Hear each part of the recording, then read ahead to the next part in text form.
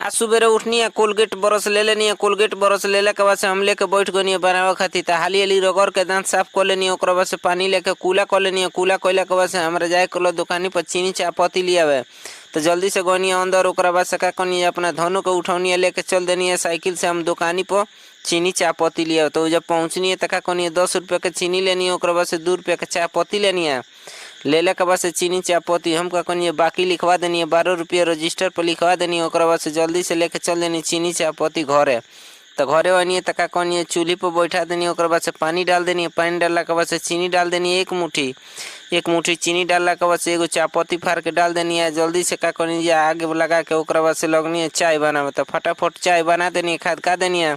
खदकावला के बाद से का करनी है, गिलास लेनी है, ओमे से चाय छानी लेके छान देनी है। छानला के बाद से हम लेके बैठ गनी है पिए खातिर। तो पिए लगनी है। पियला के बाद कहनी है, सुबेरे सुबेरे चाय पियला के मजा ही कुछ अलग बावे।